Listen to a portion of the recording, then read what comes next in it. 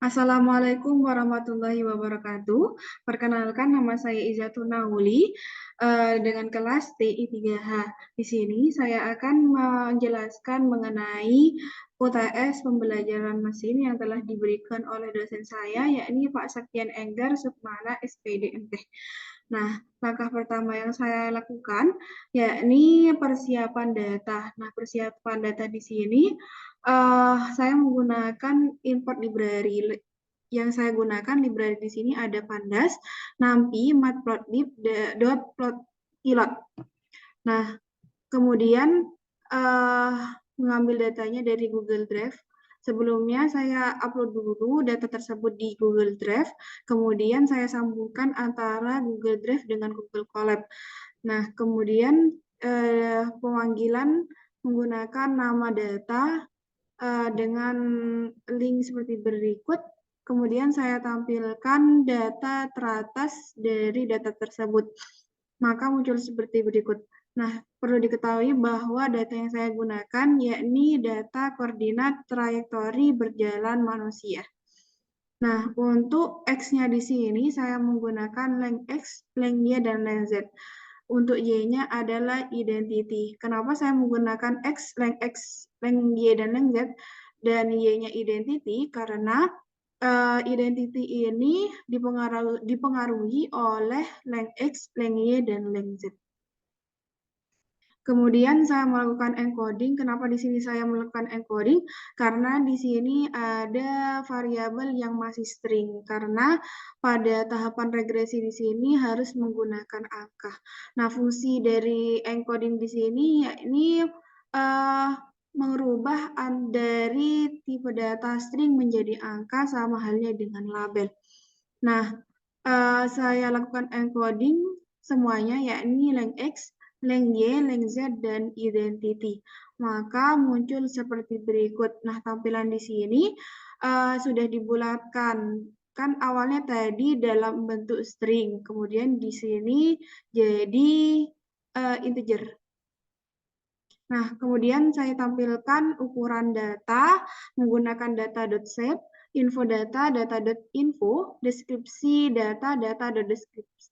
Nah, muncul seperti berikut.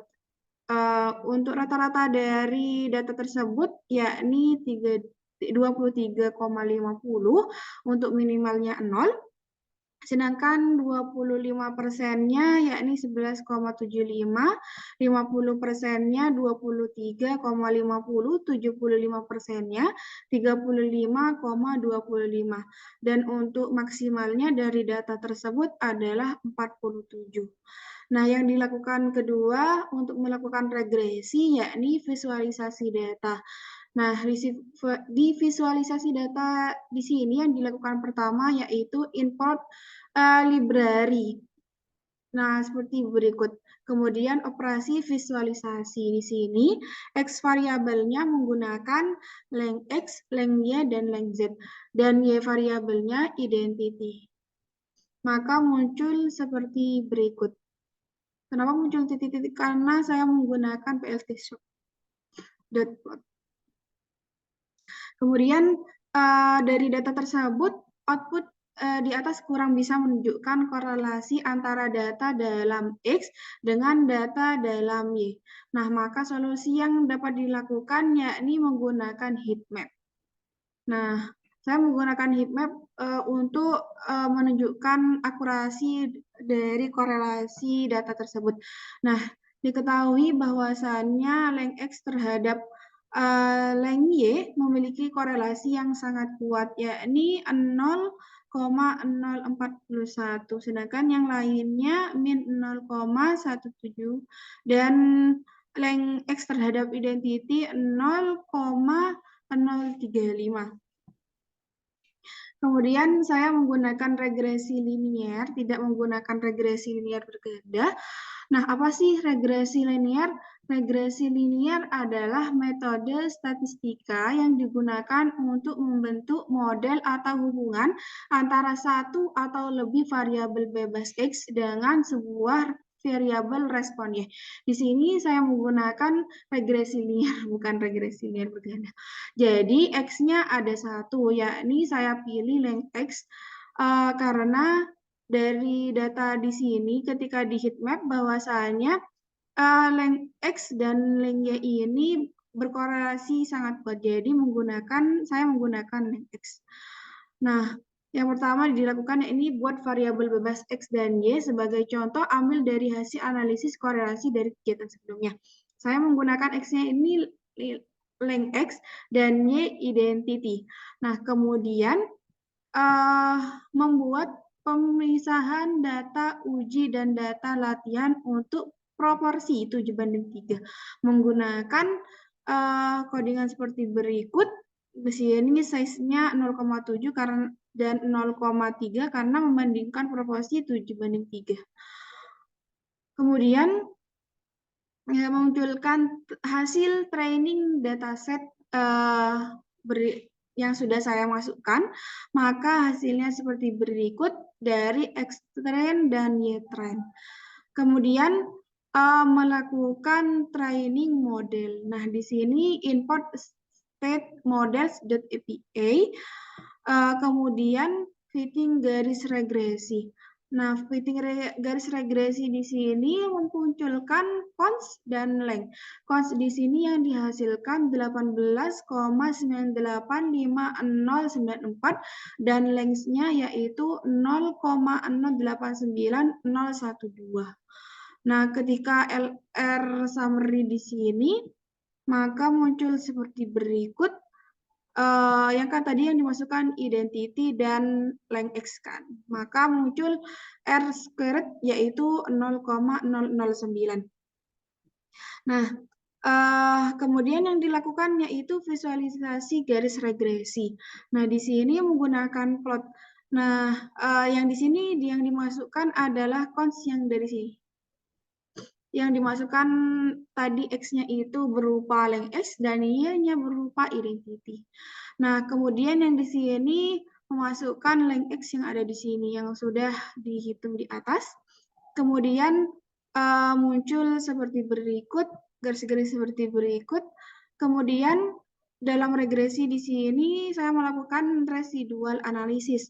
Nah, residual analysis di sini digunakan untuk mengetahui tingkat error dari variabel yang dipengaruhi atau Y-nya sendiri. Nah, Y sendiri itu kan identity. Nah, error di sini merupakan actual Y value dikurangi Y predicted value. Nah, yang dilakukan pertama yaitu prediksi Y value dari data X yang telah dilatih.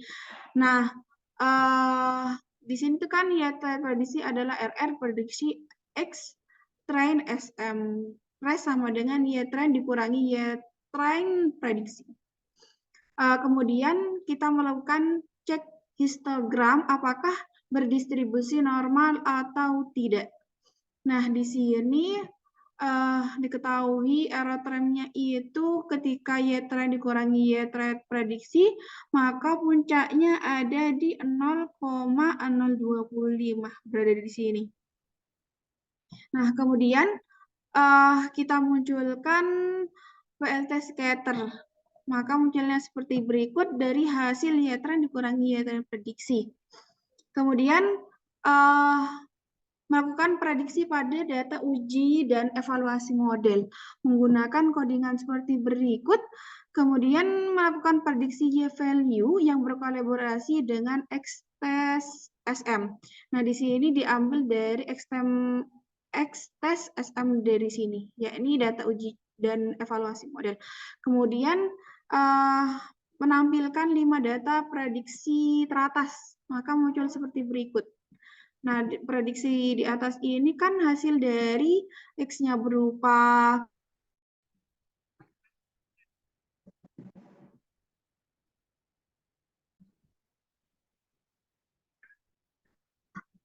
sebelumnya mohon maaf tadi terdapat kendala. Saya lanjutkan. Di sini kemudian saya catat 5 data terprediksi teratas, maka munculnya seperti berikut. Kemudian menghitung nilai R kuadrat. Nah, di sini maka munculnya min 0,251. Perlu diperhatikan R kuadrat dari data training adalah 0,009. Di sini data tersebut diambil dari sini, LR summary, dari R required 0,009. Kemudian hasil dari data testingnya ini min 0,251 dapat dari sini ketika menghitung nilai R kuadratnya. Hal ini berarti model yang dibentuk tidak stabil karena berselisih sangat jauh antara training dan dengan data testing. Kemudian saya menampilkan visualisasi data menggunakan scatter plot, maka muncul seperti berikut. Terima kasih atas perhatiannya. Mohon maaf apabila ada kekurangan dari penjelasan mengenai regresi yang telah saya sampaikan. Terima kasih. Wassalamualaikum warahmatullahi wabarakatuh.